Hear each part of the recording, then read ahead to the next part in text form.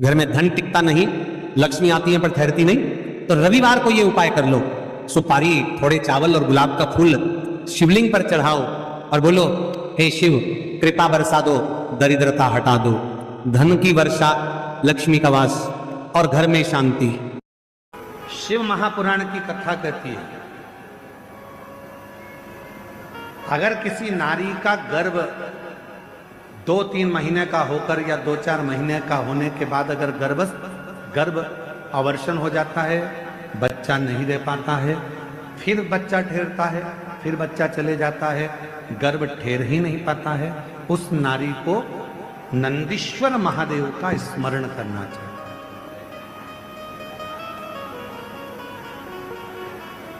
सात बेलपत्र शिव जी के सामने जो नंदी विराजमान है उस नंदी पर समर्पित करें। घर में थोड़ा सा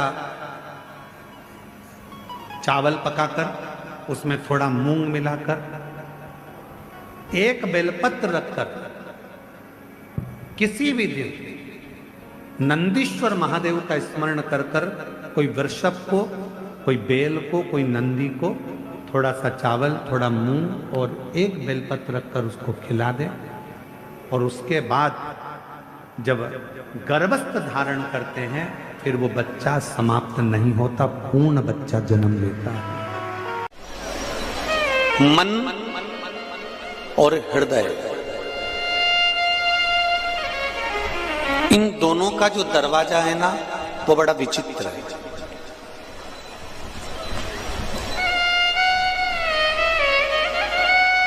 मन का दरवाजा भगवान की ओर नहीं खुलता, मन का दरवाजा संसार की ओर खुलता, और हृदय का दरवाजा संसार की ओर नहीं खुलता, परमात्मा की ओर खुलता है। इन दोनों में एक अंतर पर,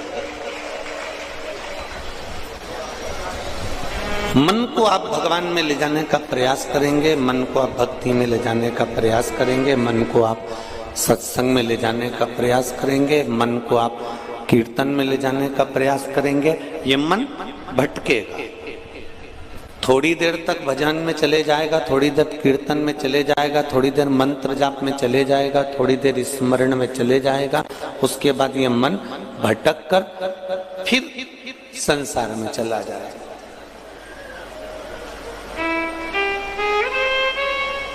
पर हृदय, चित्त, वृत्ति एक बार अगर परमात्मा के दरवाजे पर चली गई तो फिर ये हृदय, ये चित्त, ये वृत्ति फिर भटकती नहीं है, फिर एकाग्रित हो जाती है परमात्मा के चरणों की। तेरी कृपा बिना न हिले एक भी अणु, लेते हैं श्वास तेरी कृपा से तनु तनु। बखान क्या करूं मैं राखों के ढेर का, चपटी भभूत में खजाना कुबेर का। हे गंगाधाम मुक्ति द्वार ओंकार, बोले ओंकार तू, आयो शरण पिया शंभु तार तार तू। ये हृदय का जो दरवाजा है, हृदय का जो द्वार है, वो परमात्मा की ओर खुलता है, और मन का जो द्वार है, मन का जो दरवाजा है, वो संसार की ओर खुलता है।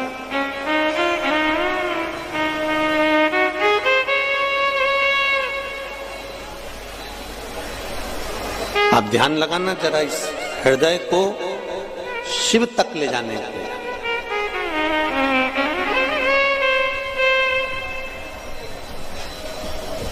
पूरा राष्ट्र शिव प्रसाद शिव महापुराण की कथा को सुनने के लिए ललायित है। संपूर्ण राष्ट्र 2 दिन से लगातार लोगों के मैसेज आ रहे हैं कि शिव प्रसाद कथा की बड़ी उत्सुकता है कि शंकर जी के प्रसाद की महत्वता को हम जानेंगे।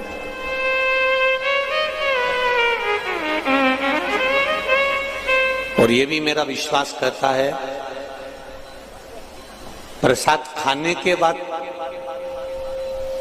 आनंद जरूर आता है, चाहे नाथद्वारे का प्रसाद खा लो, चाहे सांवरिया सेठ का खा लो, चाहे तिरुपति का खा लो। यदि प्रसाद खाने के बाद आनंद प्राप्त होता है, जरूर उसका फल मिलता है, तो एक बात निश्चित है कि शिव प्रसाद, शिव महापुराण की कथा सुनने के बाद भी तुम्हें जरूर कुछ ना कुछ प्राप्त होने वाला है। बस उसको आप दिल से, हृदय से, चित्त से, मन से उसको रमाओ।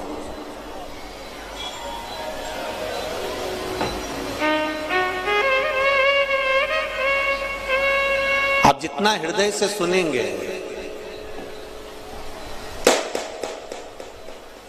आप जितना हृदय से श्रवण करेंगे, पीछे की साउंड की आवाज बढ़ा दीजिए, सबसे पीछे, सबसे पीछे, और पीछे की एलईडी भी चालू कर दीजिए।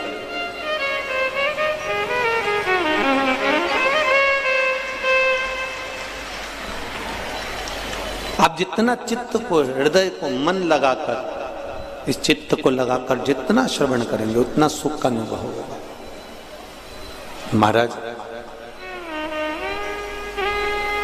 शिव महापुराण की कथा कह रही है।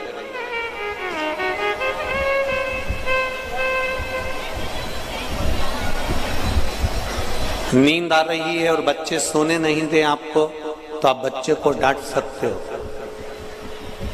ये आपको पहले भी एक बार प्रसंग में कहा था। नींद आ रही है और भरचक आ रही है और बच्चे सोने नहीं देंगे आपको, तो आप बच्चे को डांट सकते हो। पर नींद आ रही है और मक्खी कान में भिन भिन कर रही है, या मक्खी तुम्हारे सामने आकर घूम रही है, तुम्हें सोने नहीं दे रही है, तो क्या तुम मक्खी को डांट सकते हो? अरे बोलो तो जरा बड़ोदरा वाले, डांटोगे? नहीं। फिर क्या करोगे? बच्चे सोने नहीं देंगे तो बच्चों को डांटा जा सकता है, पर मक्खी सोने नहीं देगी तो मक्खी को डांटा नहीं जा सकता। एक काम कर सकते हो कि चद्दर ओढ़ लोगे, रजाई ओढ़ लोगे, या फिर मच्छरदानी लगाकर मुंह को ढककर सो जाओ। इसको समझदारी कहते हैं, इसको विद्वत्ता कहते हैं। अब जरा ध्यान दीजिएगा कि मक्खी को ना हम डांट रहे हैं, मक्खी को ना हम भगा रहे हैं। मक्खी से बचने का तरीका हमने ढूंढ लिया कि मुख पर चद्दर ओढ़ लो और रजाई ओढ़ लो या मुख ढाक लो, तो आप मक्खी आपको परेशान नहीं करेगी। उसी तरह संसार सागर में, कुटुंब में, नातों में, रिश्तों में, कबीले में, परिवार में अगर ये मन भटक रहा और ये संसार के लोग, परिवार के लोग, कुटुंब के लोग जितने भी हैं, ये आपको भटका रहे हैं, आपके मार्ग से आपको हटा रहे हैं, तो शिव महापुराण की एक चादर एक दिन ओढ़ कर सो जाइए, अपने आप ये मक्खियां भिन भिनाना बंद कर दो।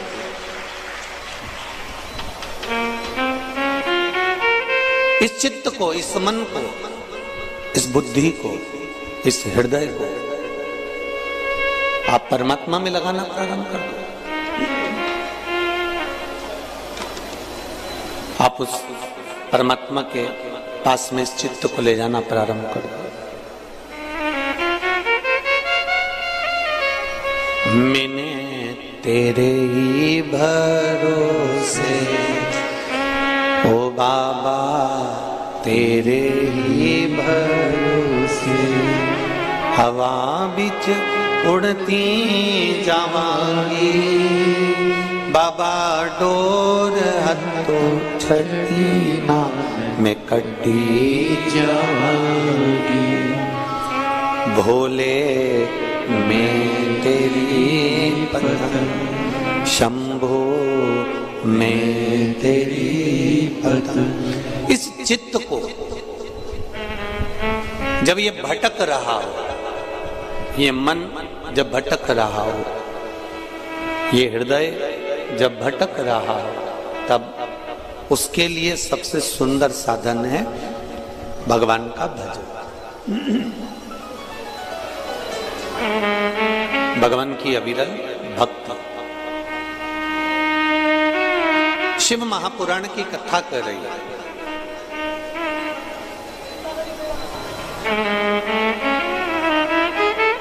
एक देवराज नाम का ब्राह्मण,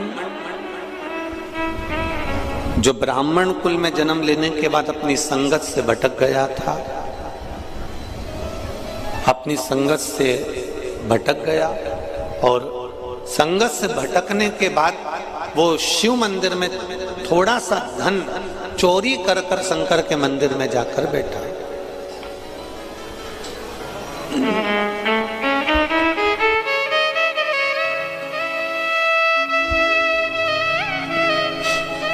शिव मंदिर में जाकर वो बैठा। अब शिव मंदिर के अंदर जब वो जाकर बैठा, शरीर में ताप था, शरीर ताप के कारण तकलीफ भोग रहा था।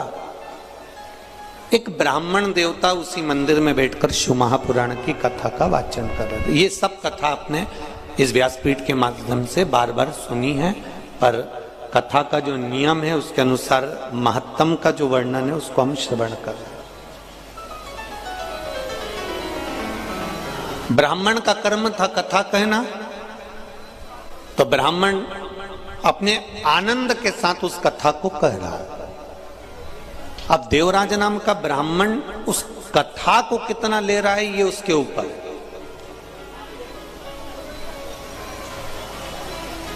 देवराज नाम का ब्राह्मण उस कथा को कितना प्राप्त कर रहा है ये उसके हाथ में।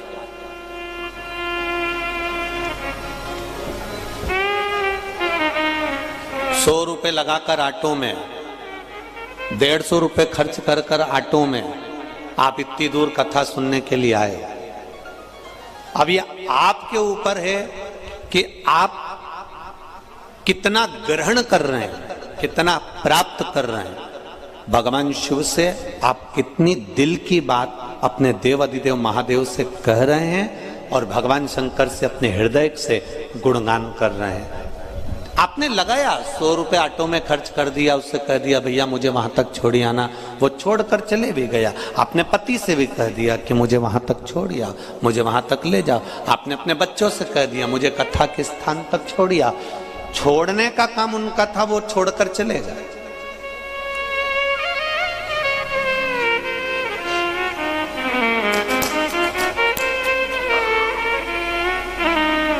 भेजने का काम उनका था, उन्होंने भेज दिया। अब जितने लोग इस कथा में श्रवण करने के लिए बैठे हैं इन पंडालों के अंदर, दोनों तीनों पंडाल और जो बाहर के पंडाल हैं उनके अंदर जहां जहां आप लोग बैठे हुए हो, तो ये अब आपके ऊपर है कि आप इसमें कितना ग्रहण कर रहे हो, कितना प्राप्त कर रहे हो। 21,600 श्वास प्रतिदिन मनुष्य के शरीर से निकलती है। 3.5 करोड़ रोम छिद्र ये मनुष्य के शरीर में है और 21,600 श्वास रोज प्रतिदिन निकल रही है। और उस श्वास का बस यही एक क्रम है कि निकलने वाली श्वास तो निकल रही है, श्वास आना जाना तो चालू है, पर हम उस 21,600 श्वास में से कितनी श्वास में हम भगवान का भजन कर रहे हैं, हम कितनी श्वास परमात्मा को समर्पित कर रहे हैं, हम कितनी श्वास में भगवत नाम का, भगवान के नाम का गुणगान कर रहे हैं।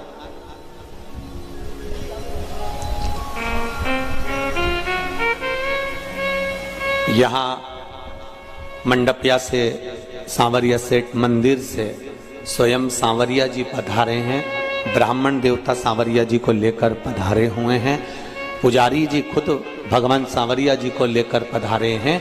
अब ये हमारे ऊपर है कि हम सांवरिया जी का दर्शन किस भाव से करते हैं।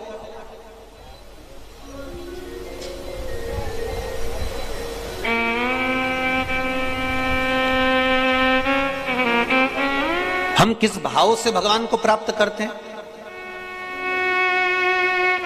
कई लोग ऐसे भी होते हैं जो मंदिर तक चले जाते हैं, जैसे देवराज नाम का ब्राह्मण मंदिर तक गया है, मंदिर के अंदर भी पहुंच गया है, मंदिर की चौखट पर भी पहुंच गया है, मंदिर के अंदर जाकर बैठ भी गया है, पर मंदिर के अंदर बैठने के बाद भी उसका चित्त नहीं लग पाया, उसका मन नहीं लग पाया, उसका हृदय नहीं लग पाया। पहुंचने से क्या है, पहुंचने को तो तुम कहीं पर भी पहुंच जाओ, पर दिल भी तो लगना चाहिए, हृदय भी तो लगना चाहिए, मन भी तो लगना चाहिए।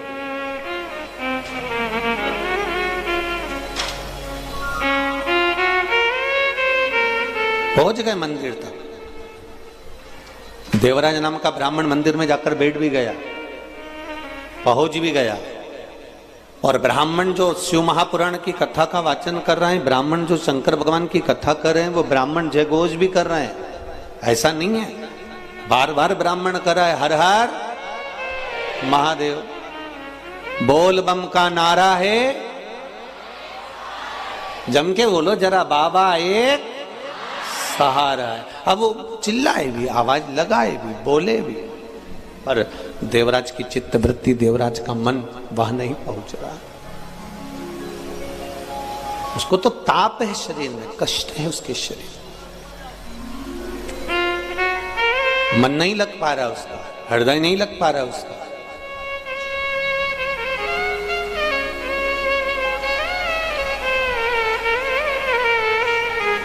तब देवराज मंदिर से बाहर निकल गया। उसने कुछ लिया नहीं है उस मंदिर से, उस मंदिर से उसने कुछ प्राप्त नहीं करा, उस मंदिर से उसने कुछ लिया नहीं। मंदिर से बाहर देवराज पहुंच गए, एक बेलपत्री के वृक्ष के नीचे जाकर बैठ गए। अभी भी उसका मन, अभी भी उसकी चित्तवृत्ति भगवान के प्रति नहीं है। ब्राह्मण देवता ने जो शिव महापुराण की कथा कही, उसमें उसको लगा कि महाराज बार बार क्यों चिल्ला रहा है, हर हर महादेव क्यों बोल रहा है, और इतनी तेज तेज हर हर महादेव बोल रहा है, मेरा सिर दुख रहा है, और वो चल दिया।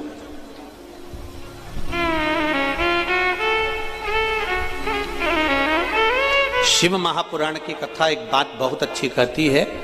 शिव महापुराण का कुमार खंड कह रहा है, यदि शिव महापुराण की कथा जहां होती है, जिस क्षेत्र में होती है, उस क्षेत्र से निकलकर कोई व्यक्ति अगर अनायास अंदर कथा स्थल तक पहुंचा भी नहीं है, वो भगवान की कथा में पहुंचा भी नहीं है, वो कथा में गया ही नहीं है, उसके बाद भी वो व्यक्ति केवल मार्ग से बाहर से निकलकर जा रहा है, और कोई कथा श्रवण कर कर जाने वाले व्यक्ति या कथा के मार्ग से जाने वाला व्यक्ति उसके सम्मुख में अगर आ भी जाता है और उसकी भूल से भी दृष्टि उस व्यक्ति पर पड़ जाती है, तो उसकी 71 पीढ़ी आपरूप तर जाती है। मात्र शिव महापुराण के कथा का रसतत्व ग्रहण करने वाले जीव का दर्शन मात्र से ये जीव फल प्राप्त कर जाता है।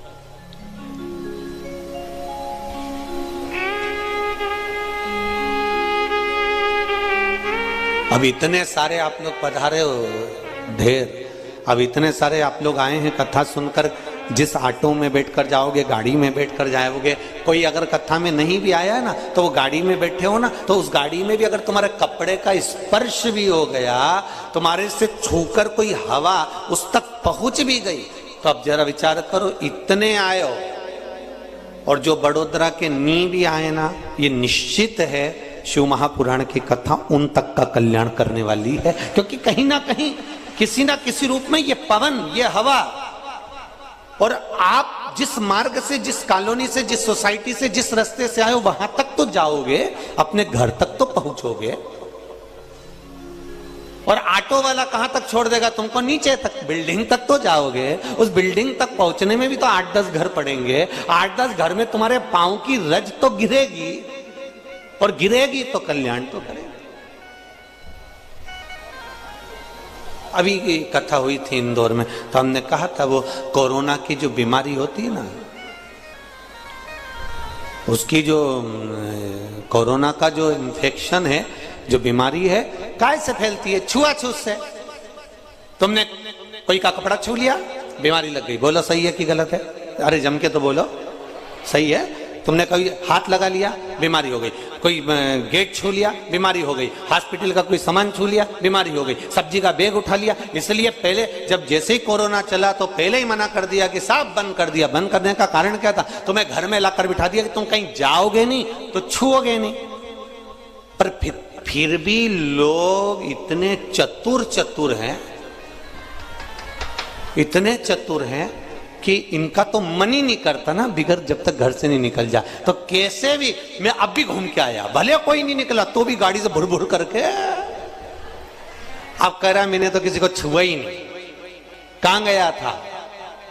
बस बाजार। पेट्रोल पंप चालू था, हाँ। पेट्रोल डलवाया, हाँ। मैंने तो किसी को छुआ ही नहीं। पेट्रोल डलवाया, डालने वाले ने ढक्कन बंद करा, गाड़ी टच हुई, तूने अंदर बैठा पैसे का लेन देन करा, बोले छुआया कि नहीं छुआया? भले तुम्हारी दृष्टि में नहीं आया कि मैंने किसी को छुआ ही नहीं, तुम तो बिल्कुल कड़क, मैंने किसी को नहीं छुआ। कई लोग कहते हैं मैंने कभी किसी का बुरा ही नहीं किया। भगवान ऊपर से देखता रहता है, अरे ओ भेरू। भगवान भी कहता है मुझे सब मालूम है, तू ये मत सोच कि तूने किसी का बुरा नहीं करा, मेरे को सब मालूम है। अभी 3 दिन पहले की बात है, बैठा हुआ था बाहर गार्डन में और बैठे बैठे एक मच्छर तेरे ऊपर आके बैठ गया और तूने अब बोल रहा है कि मैंने किसी का बुरा ही नहीं किया। निपटाया कि नहीं निपटाया? अब कहे लोग कहने वाले मैंने किसी को नहीं छुआ, इसके बाद भी हमारे घर में बीमारी आ गई, समझ में नहीं आया, फिर भी कोरोना आ गया। स्पर्श मात्र से अगर कोरोना बीमारी फैल सकती है तो ये शिव महापुराण की कथा कर रही है, सुनकर जाने वाले के मात्र स्पर्श दर्शन, उसके चरण की रज से भी मेरे शिव की करुणा हो सकती है, कृपा हो सकती है, ये निश्चित।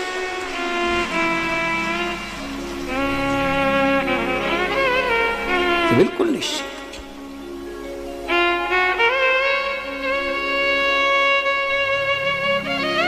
प्रसाद, शिव महापुराण की कथा चल रही है और प्रसाद का मतलब क्या होता है? प्रभु का साक्षात दर्शन। प्रसाद जो अपन लिखते हैं प्रसाद, उसका मतलब ही केवल इतना है कि प्रभु का साक्षात दर्शन। अब जरा विचार करिएगा, बहुत अच्छे से कथा सुनना। ये 7 दिन की शिव महापुराण की कथा, प्रसाद शिव महापुराण की कथा है। पूरा देश सुनने के लिए बैठा हुआ है और बड़ी ललकता से लोग फेसबुक यूट्यूब तक चालू कर करके बैठे हैं कि हमें प्रसाद की महत्वता समझना है। तो पहले तो सबसे पहले देवराज की कथा से प्रसाद की शुरुआत करते हुए अपन आगे बढ़ते हैं कि प्रसाद की मूलता क्या।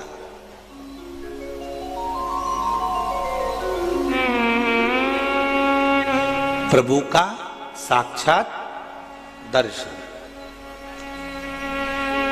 अब विचार करिएगा, तुम बद्रीनाथ नहीं गए, तुम्हारा रिश्तेदार बद्रीनाथ गया और बद्रीनाथ से प्रसाद लेकर आया और तुम्हें दिया। बोलो दिया कि नहीं दिया? चलो जाने दो, अभी ये भी जान दो। आज की ही बात देख लो, हमारे बहेड़िया परिवार में हम लोग रुके हुए, अब आज हमारी ट्रेन भी लेट हो गई 3-4 घंटा। तो अब भगवान भी पूरी परीक्षा लेता है। जो आने वाली थी सुबह 7 बजे, वो आई सुबह 10-11 बजे। अब पहुंचे, फिर लाड लेके लाड लड़ाया, ठाकुर जी की सेवा करी, भोलेनाथ जी का पूजन किया, मंत्र जाप स्मरण कर कर कथा की तैयारी। कथा में पहुंच गए, फिर पूछा जजमान से, क्यों कितनी देर का रास्ता है? बस अच्छा है इन सबकी रिश्तेदारी यमराज से नहीं है, नहीं तो यमराज इनसे पूछ ले, क्यों रे कमलाबाई को लेके जाना है, कितनी बजे आऊं? बस 10 मिनट में आ जा। और मालूम पड़े कमलाबाई उससे पहले की भग गई राम जी। अब इसका क्या ठिकाना। अब ये बोले 10 मिनट का रास्ता है गुरुजी।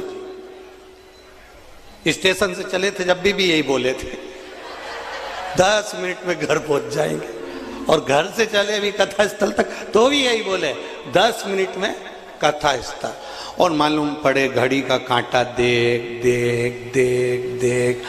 अब हमने सोचा कि टाइम पे पहुंच जाएं तो कम से कम ये इतने पत्र आते हैं तो पढ़ने में आ जाते हैं। अब टाइम पे पहुंचे ही नहीं तो पत्र क्या खाक पढ़ो। अब 10 मिनट में, इतने में वो बच्चा गाड़ी चला रहा था, क्या नाम उसका, हम तो नाम स्मरण नहीं है हमको इतना। हमने उससे कहा जरा जल्दी चलाओ। उसने आगे वाले को फोन लगाया, जरा जल्दी चलाओ। आगे वाले ने आगे वाले को लगाया, जल्दी चलाओ।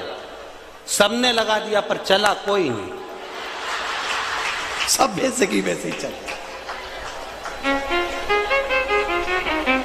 और ऊपर से बचा कुचा था तो बाहर लगा दिए ने ढोल वाले। अब हमारे मन में आया भगवान अच्छी आज तो खुद परीक्षा लिए तूने, 10 मिनट का कहकर आधा घंटा निकाल दिया और बचा कुचा था तो ढोल नगाड़े लाके खड़े कर दिया। अब इनके बीच में थोड़ा, अब बेचारे इतनी देर से ढोल बजाए, अपन उनको नी भी देखो तो उनको भी बुरा लगे। बताओ गुरुजी आया और फूला फूला चले गया तो मन लगता तो है। तो अब उनका भी बजा लो तुम तो बजा लो। अब ढोल वालों की भी आदत, दूल्हा सामने रहे तो और दम दम के बजाए। अब ढोल वाले भी बजा रहे, अब उनको सा तो बड़ा, इसका नाम बिल्कुल सही है, बड़ोदरा ही अच्छा है, एकदम बढ़िया, इसमें कोई दिक्कत वाली बात नहीं, बढ़िया। अब विचार करा जाए जरा, एक विचार अपने चित्त में आए। कोई नाथद्वारा गया, नाथद्वारा से प्रसाद आया। हम जहां पर बहेड़िया जी के यहाँ रुके हुए हैं वहां प्रसाद भी पहुंचा। आज बाबा की कृपा थी, श्री जी बाबा की, तो प्रसाद पहुंच गया। प्रसाद का मतलब क्या होता है? प्रभु का साक्षात दर्शन तो है।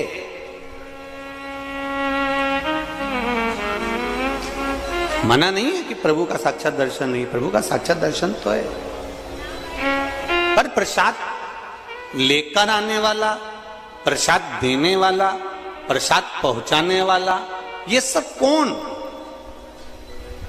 है? बद्रीनाथ जाने वाला बद्रीनाथ गया, नाथद्वारा जाने वाला नाथद्वारा गया, सांवरिया जी जाने वाला सांवरिया जी गया, एकलिंग जी जाने वाला एकलिंग जी गया, कांकरोली जी जाने वाला कांकरोली जी गया, सोमनाथ जाने वाला सोमनाथ गया।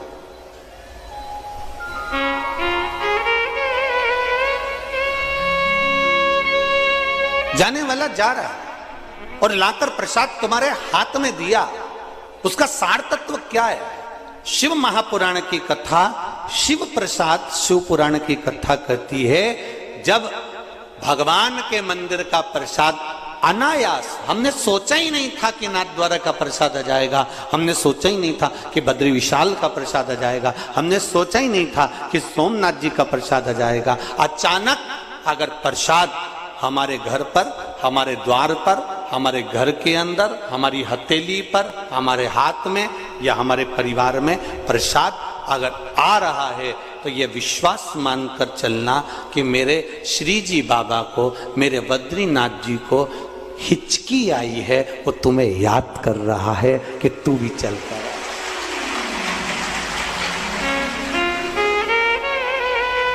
उसको याद, उसने प्रसाद के माध्यम से, प्रसाद देने के माध्यम से, प्रसाद के माध्यम से उसने ये खबर करवा दी, प्रसाद के माध्यम से उसने सूचना करवा दी कि ये प्रसाद मैं भेज रहा हूं, इसका मतलब ये है कि केवल कि आप मेरे नजदीक तक, आप मेरे करीब तक आ जाइए, आप मेरे पास आइए।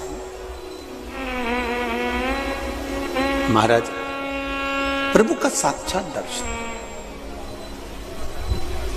देवराज नाम का ब्राह्मण मंदिर को छोड़कर जब जाने लगा, मंदिर से बाहर निकलकर, जब देवराज नाम का ब्राह्मण मंदिर को छोड़कर जा रहा है, ब्राह्मण ने हर हर महादेव कर कर आवाज लगाई है, और आवाज लगाकर ब्राह्मण ने शब्द कहा, अरे बांधव थोड़ा रुकिए।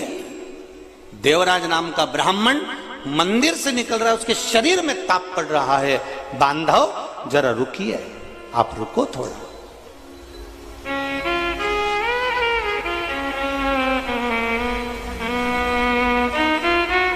बांधव रुको जरा। और देवराज नाम के ब्राह्मण ने पलट कर देखा, मुझे किसने रोका है, कौन मुझे रोक रहा है, कौन मुझे रोक रहा है। पलट कर देखा, और जब पलट कर देखा कि कौन मुझे रोक रहा है, तब देखा कि जो ब्राह्मण देवता शिव महापुराण की कथा का वाचन कर रहे थे, जो ब्राह्मण देवता शंकर भगवान की कथा का वाचन कर रहे थे, जो ब्राह्मण देवता शिव महापुराण का वाचन कर रहे हैं, वो ब्राह्मण देवता मुझे रोक रहे हैं और कह रहे, बांधव थोड़ा सा रुक जाइए, बांधव थोड़ा रुकिए, थोड़ा रुक जाइए। देवराज ब्राह्मण रुका नहीं है। यही की यही कथा, यही की यही चरित्र, यही की यही संवाद, यही की यही कथा आपको सत्यनारायण भगवान की कथा में भी प्राप्त हो जाती है। यही की यही भगवान सत्यनारायण की कथा में भी आपको ये प्राप्त हो जाता है। यदि आपने श्रवण करी हो श्री सत्यनारायण भगवान की कथा, तो उसमें आपको ज्ञात होगा सत्यनारायण भगवान की कथा में कि एक राजा अपने राज्य से निकलकर जा रहा है, वन में भ्रमण करता करता जा रहा है, वन में डोलता हुआ जा रहा है, और वहां सत्यनारायण भगवान का पूजन हो रहा था, और पूजन होते हुए देखकर उसने प्रणाम ना करा, प्रसाद दिया, उसने प्रसाद ग्रहण नहीं करा और उस प्रसाद को छोड़कर चल दिया। प्रसाद की अवज्ञा हो गई, उसका राज सत्ता नष्ट हो गया। अर्थात प्रसाद की अवज्ञा से मतलब क्या? प्रसाद को स्वीकार नहीं करना, प्रसाद को स्वीकार नहीं करना। महाराज शिव महापुराण की कथा कर रहे, भगवान शंकर का चरित्र कर रहा है, भगवान शंकर का संवाद कर रहा है। अब जैसे देवराज ब्राह्मण के सम्मुख में बार बार आवाज लगाकर कहा गया, शब्द कहे गए, देवराज ब्राह्मण के सम्मुख में फिर आवाज लगाकर कहा, अरे बांधव रुको, ए बांधव रुको। उसके बाद भी देवराज नाम का ब्राह्मण नहीं रुका, वो अपने गंतव्य की ओर, अपने मार्ग की ओर चलता जा रहा, चला जा। अब देवराज ब्राह्मण ने पलटकर जरूर देखा पर रुका नहीं है, और वो देवराज ब्राह्मण एक बेलपत्री के वृक्ष के नीचे जाकर बैठ गया। जब बेलपत्री के वृक्ष के नीचे जाकर बैठा, वहां जाकर विराजमान हुआ, तब समय आया, और ये कथा आप लोगों ने सुनी है कि यम के दूत आ रहे थे, उनको रोककर भगवान शंकर के गण आ गए, भगवान शिव स्वयं आ गए, और भगवान शंकर स्वयं आकर उनको लेकर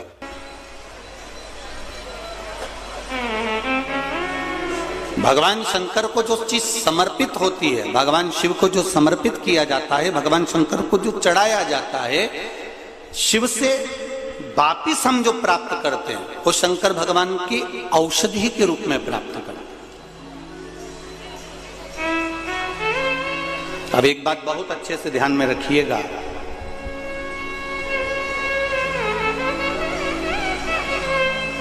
किसी संत के दरवाजे पर, किसी सदगुरु के द्वार पर, भगवान की चौखट पर, भगवान के मंदिर में, देवालय में जब हम जाते हैं, तो हम संत के द्वार पर जब हम जाते हैं, तो कुछ ना कुछ उस संत के द्वार से बन सके,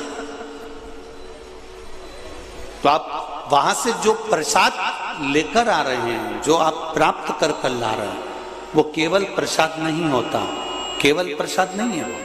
शिव महापुराण की कथा ये तक कहती है कि केवल वो प्रसाद नहीं है, यहां तक शिव पुराण कह रही है कि जिस संत के द्वार का हम वो प्रसाद लेकर आ रहे हैं, जिस मंदिर का हम वो प्रसाद लेकर आ रहे हैं, वो प्रसाद ही नहीं रहता केवल, वो औषधि भी निर्मित हो जाती है। अगर भगवान के श्री विग्रह से वो स्पर्श मात्र हो जाए तो औषधि भी हो जाती है।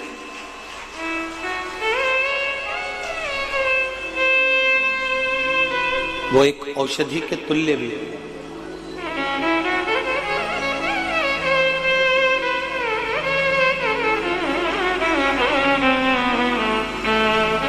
कभी सांवरिया जी जाएं, कभी नाथद्वारा जाएं, कभी काकरोली जी जाएं, कभी सोमनाथ जी, कभी तिरुपति जाएं, कभी द्वारका जी जाएं। आप होटल में भोजन करो, मना नहीं है, करते ही हो। जाकर आप बुकिंग करेंगे, होटल में रुकेंगे, धर्मशाला में रुकेंगे, भवन में रुकेंगे, तो बाहर भोजन करेंगे। पर कभी अगर मौका लग जाए द्वारकाधीश जाने का, सोमनाथ जाने का, या नाथद्वारा जाने का, या सांवरिया जी, या जहां आप जाते हैं, काकरोली जी, एकलिंग जी, जहां जाएं, वहां जाकर आप एक बार पूछें, क्यों साहब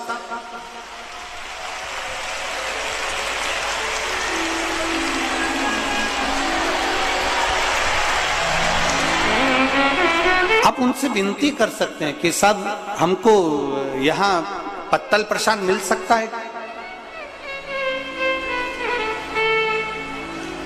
या थोड़ा सा पत्तल प्रसाद प्राप्त हो सकता है क्या?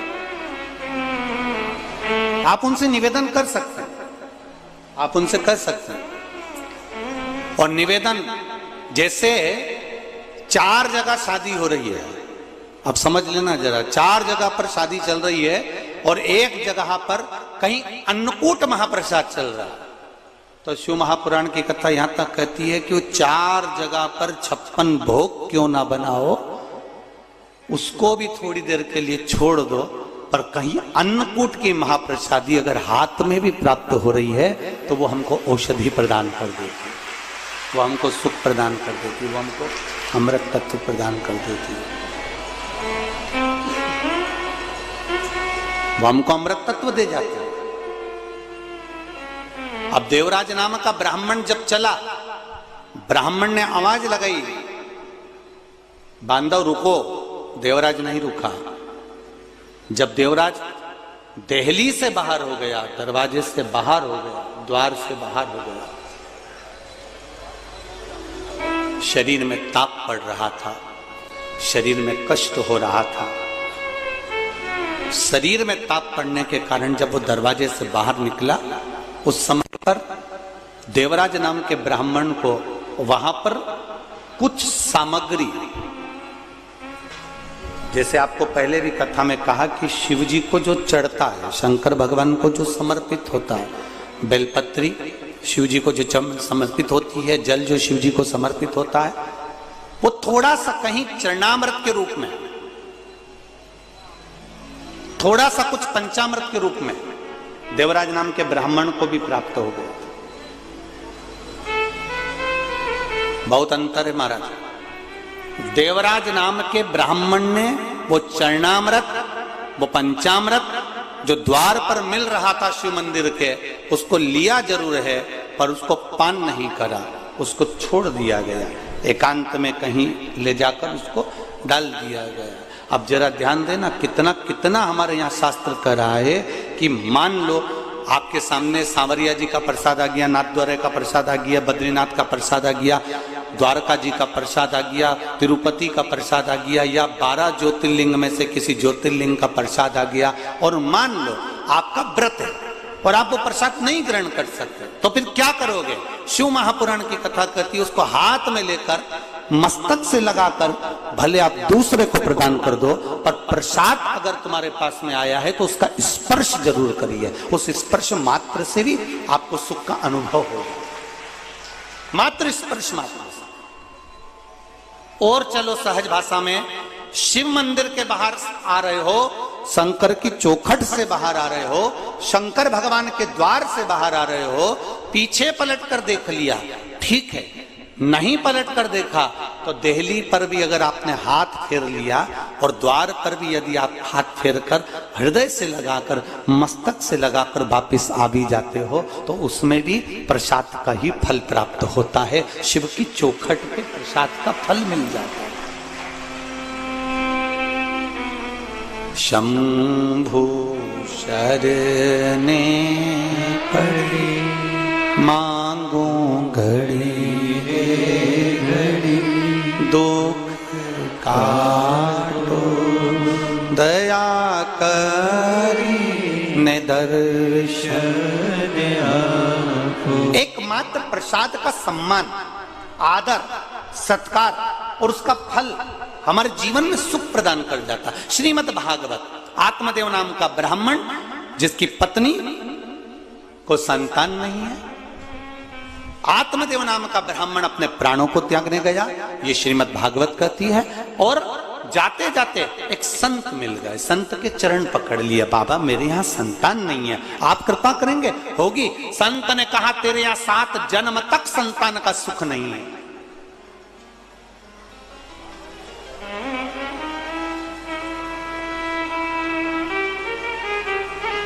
तेरे यहाँ 7 जन्म तक संतान का सुख नहीं है। अब देखिए प्रसाद में क्या बल होता, जरा विचार करिएगा जरा। तेरे यहाँ 7 जन्म तक संतान का सुख नहीं है।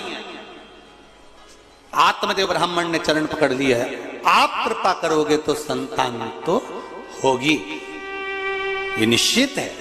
आप अगर करुणा करेंगे, आप दया करेंगे तो मुझे संतान प्राप्त होगी, ये निश्चितता है। आप कृपा करिए। कहा मेरे पास आपको देने के लिए कुछ भी नहीं है। तब आत्मदेव नाम के ब्राह्मण ने कहा संत की जो झोली होती है वो खाली नहीं होती है, उस झोली में संत के पास भले कुछ ना हो पर वो झोली में कुछ ना कुछ भरा जरूर होता है। मैं जानता हूं आपकी झोली में जरूर कुछ होगा और आप मुझे प्रदान करेंगे, ये निश्चित है, आप मुझे देंगे। देखिए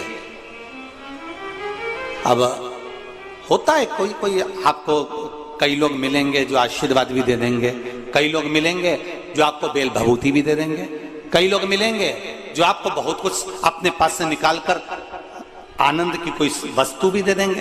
पर शुभ महापुराण की कथा कहती है शंकर भगवान के पास जाओगे, शिव के द्वार जाओगे तो भगवान शंकर को आपने केवल 1 लोटा जल जो चढ़ाया है, शिव को जो बेलपत्र समर्पित करी है, शिव को जो 1 दावना चावल का समर्पित करा है, शंकर को 1 फूल की अगर पंखड़ी भी चढ़ाई है तो शिव कथा कहती है आपको मांगने की जरूरत नहीं पड़ेगी। जब आप पात्र लेकर घर जाएंगे तो शिव खुद उसको भरकर भेज देता है, उसमें मांगने की जरूरत नहीं पड़ती।